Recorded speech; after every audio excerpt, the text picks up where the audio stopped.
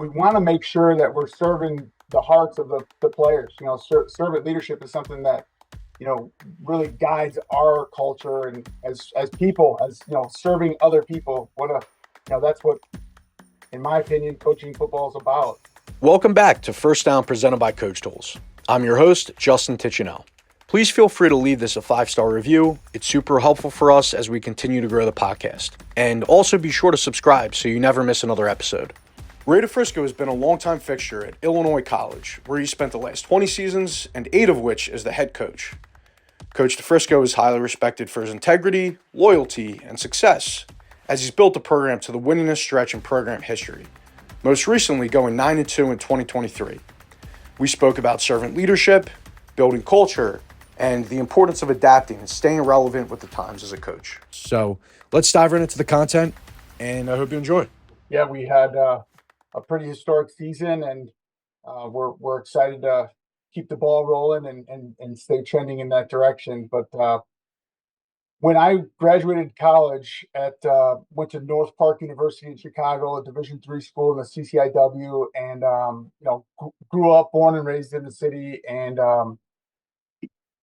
when I figured out and realized that coaching was something that I wanted to get into and stay involved in the game of football, I got back to my high school at St. Patrick High School in the city, and my defensive coordinator from college actually took over at St. Pat's, and so it was nice for me to be able to get back not only to my alma mater, but have some familiarity with him. And then I loved it. I loved everything about teaching. I think that's a fantastic profession, because that's ultimately what we're doing anyway as coaches is we're teaching, and we're teachers first. And I think that's kind of where I learned those types of lessons. But I really wanted to spend all day on football or something football related.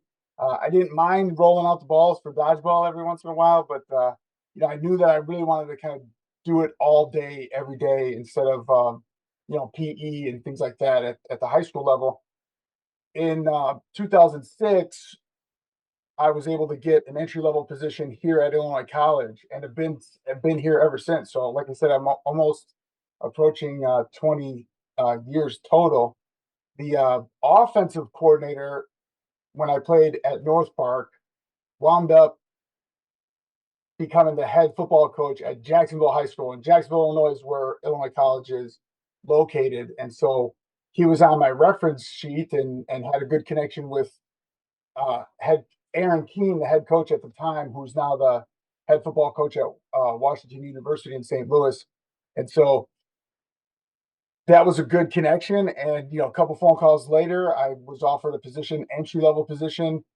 And, very untraditional path, I would say, to becoming a head coach at the same institution you start, and maybe no family member ahead of you. You know what I mean? A lot of guys that might have, dad was the head coach, or, that type of a scenario where,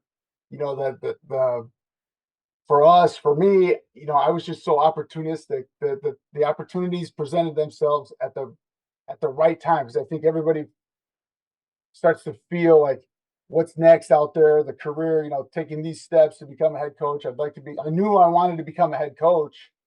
And I thought the whole college coaching network was a lot different, very naive early on. And but I was very opportunistic.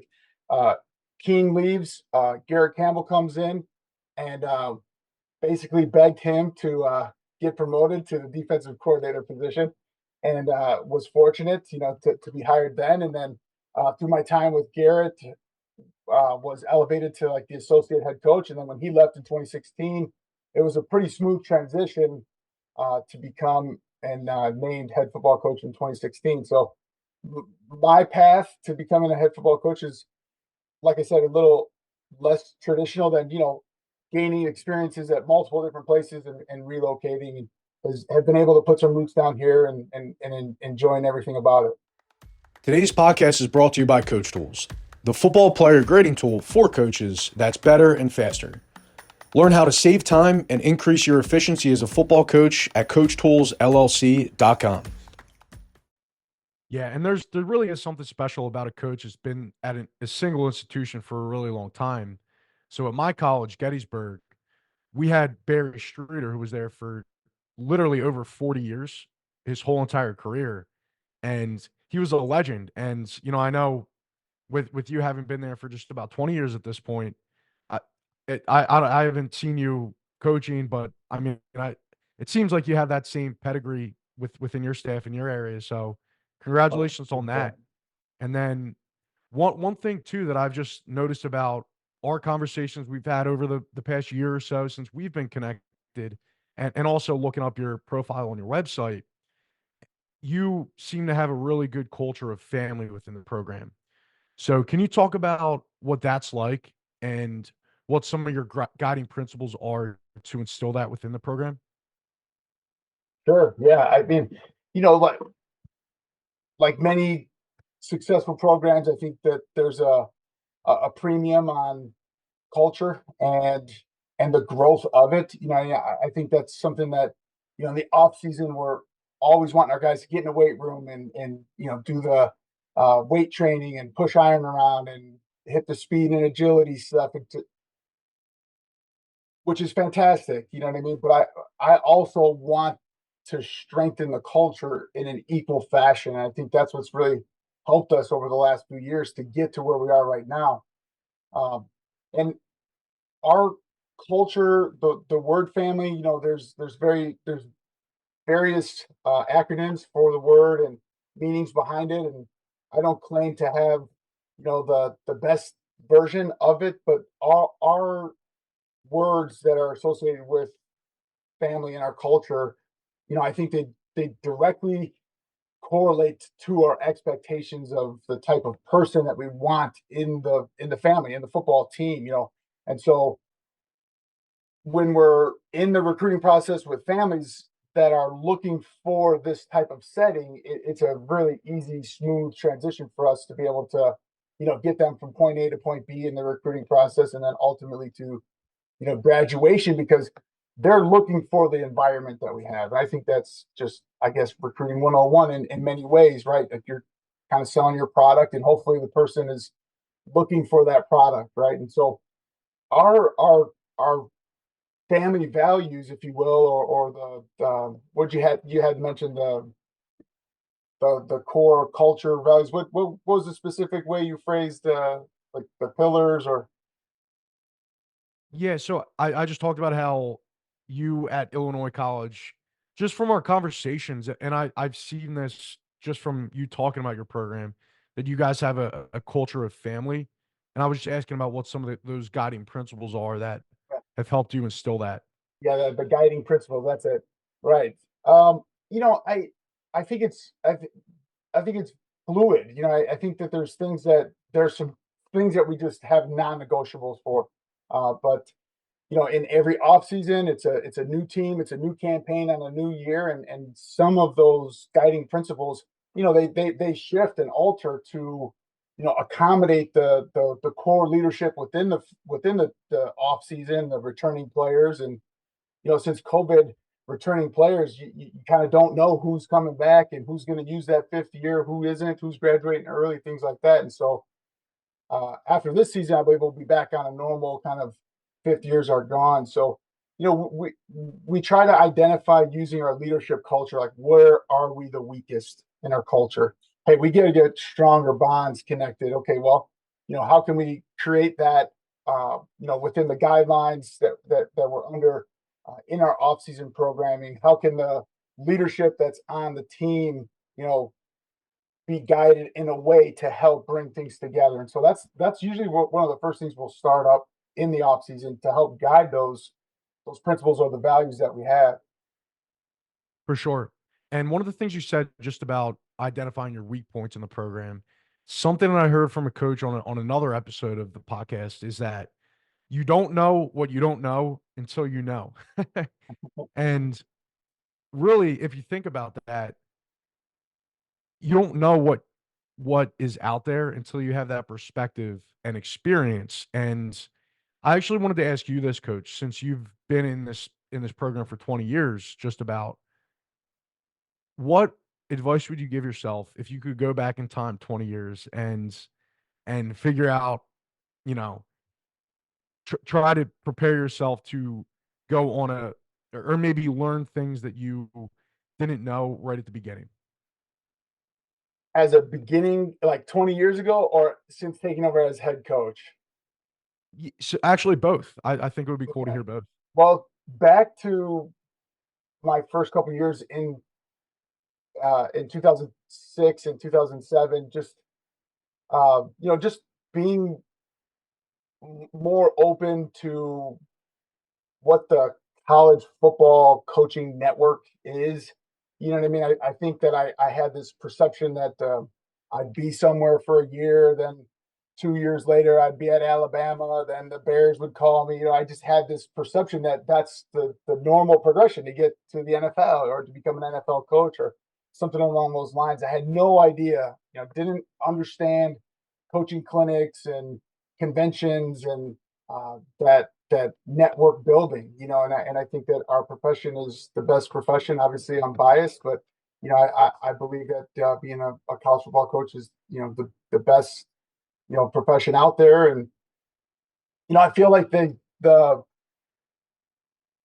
one thing that I kind of learned early on is you know it's not who it's who knows you, and I feel that the misperception that I had was like, oh, I met so and so, so they're going to get me a job, But the reality is, they're not going to put their livelihood on the line for somebody that they don't know. Just because I met somebody at a convention or a clinic doesn't mean that that's going to open these doors. And I think that was something that I was really naive about. Was that, oh yeah, I shook hands with the late Joe Paterno at an early Yeah. convention and thought that I could get a job with him. Just being ignorant, not knowing, so just being open to how the network and the progression goes, because it's not always just, take that entry level job. And nowadays, not too many people are really looking to stay in that entry level job. Everyone's, yeah, coach, even our own players that, coach, I want to become a college football coach. But I really I can't do the entry level. I can't do the GA, if you will, which is, one of the first steps of kind of going through that process. So just being a little bit more aware of that and open to it early on in my college coaching career, to just what the network's like, and then that would have probably helped with some perspective on the longevity or the direction of a career, because everyone's got their 2 to 3, 5, 10 year plan. You know what I mean? I don't know that in 26 or 2006 that I was anticipating being here 20 years later. You know what I mean? I just thought that was something that I'd probably go back and tell myself back then. And then taking over as a head coach, a lot of people, you mentioned it earlier, you don't know what you don't know. And you're not really ready to be a head coach until you do the things that a head coach is doing, and so I felt like I had been always preparing, always building something and putting things together and creating a head coach portfolio, if you will, so that if and when the time did come, I'd be ready to go. And I had great guidance throughout my time here at Illinois College prior to becoming a head coach. So it was something that I had been working on. But I think the one thing that, my biggest kind of when reflecting like lesson was you can't do everything that you think you can do right away. You know what I mean? Especially because you don't know what you don't know. And so, man, I had so many I don't know. I guess the best way to put it, like so many themes and so many things that I thought were going to impact our success, and ultimately, I wish I had just focused on the most important thing, like the culture, and just hung the hat early on that, and not 10 different things, catchphrases that I heard from this coach or something that I wanted to implement here, and I thought I had to put it all on paper and then create this by teaching the team these little values in different sections, and ultimately meaning the most important thing, which is what I was trying to preach from day one. So a little bit too much. I always challenge the coordinators. when we're building playbooks to head into the season, and like more less is more, less is more. Cut some stuff out because you want to not only keep things simple, but you want to be able to teach it, and most importantly, you want them to be able to comprehend it. I don't think many of the guys in that first year were comprehending all the different things, all the different themes, and I wish I just stayed kind of narrow-minded on that first year. So I guess that would have been my advice for when I first started, and my advice for when I took over as head coach. Yeah. And there's a few things I wanted to unpack there. And actually, for the last point you had mentioned, a common thing that I've been hearing, especially being a Philly guy, because Jalen Hurts just had brought it up. But I think a cool saying is keep the main thing the main thing. And I thought that related to what you were saying. But going back to what you mentioned earlier, just about how it's not about who you know, which I think is a common misconception. Like you're saying, it's about who knows you. So it's so important in the coaching profession to just get out there, right? And if you have the opportunity to speak at a clinic or just make a connection with somebody that you otherwise would not be able to, those are things that everybody should be doing, even if becoming a head coach isn't your main goal, because you never know where somebody's going to end up.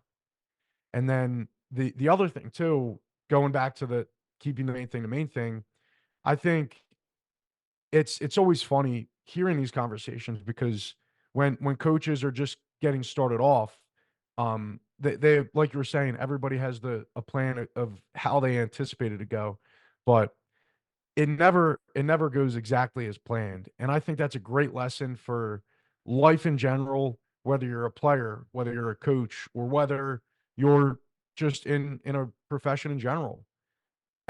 There's gonna be wrinkles in your plan, and you just have to know how to adapt. And I think that's something that we can all take with us and in the future. Absolutely. I mean,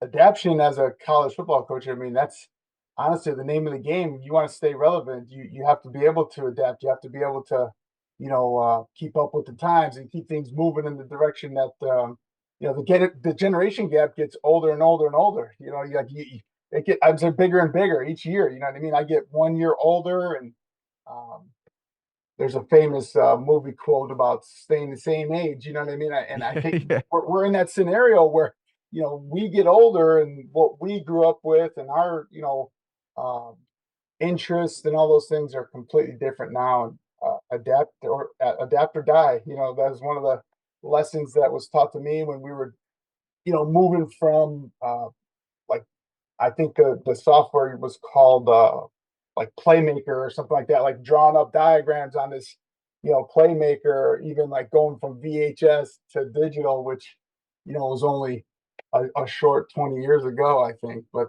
yeah, that's a key component. And to circle back on the, who I, I I do think that it's a little bit of you know who but I think it's even more for like the full-time job, and the next step is about, who knows you, just because there's a lot on the line, for me to bring in a full-time coach. You know what I mean? I need to know that he or she's going to be able to uh, not just meet the expectations, but exceed them. I think that's a, pretty important thing that I never really kind of took into consideration until going through the hiring process of, finding the right people to help lead the culture and strengthen the culture throughout the time that we have together.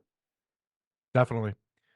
Well, I really appreciate you sharing all that, coach. Any last words you want to share with the audience today? Um, I think that there's so many different things that kind of cross through my head, but one of the things that's a little relevant right now is, we want to make sure that we're serving the hearts of the players. Servant leadership is something that really guides our culture, and as people, as serving other people.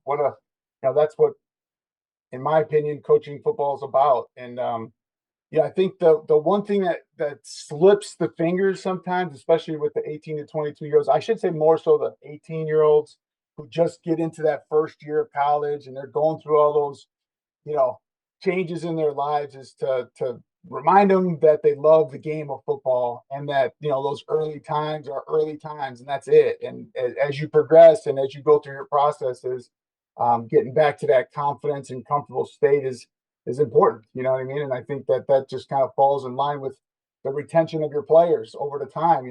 Building to get to the top, it required us keeping as many of the best players that we can on the team. And so I think reminding those young kids about loving the game and being passionate about it is an important part of that. Yeah, and I think it's so easy to get lost up in just the daily grind, and that's just focusing on why you got started is so critical, especially when you're just getting into it, because you're I'm sure, like, at your program, just like I was when I was in college, I was being thrown in a million directions and my head was spinning. So I think that's a great piece of advice to end it today. Yeah. Um, so The yeah, the that 18-year-old mind nowadays, there's so many things out there in the media that they're attracted to and distracted from, and I heard a quote not long ago about comparison being the thief of joy. And so the 18-year-old who's going through all those things, they're looking all over, like you said, head on a swivel, looking at all these different things, transfer portal, everyone's talking about grass is greener somewhere else. But be planted, be present, be where you're at, um, and just remember why you love the game of football, because that love never goes away. You know what I mean? You yeah. don't get older in life and say, "Oh, I don't love football anymore." Once you love it, it stays with you forever. Yeah, 100% right there, coach. Well, I greatly appreciate you being on today. Thanks again for sharing, and best Absolutely. of luck as you guys continue with recruiting. Yeah. Thanks, Justin. Appreciate you. Anytime.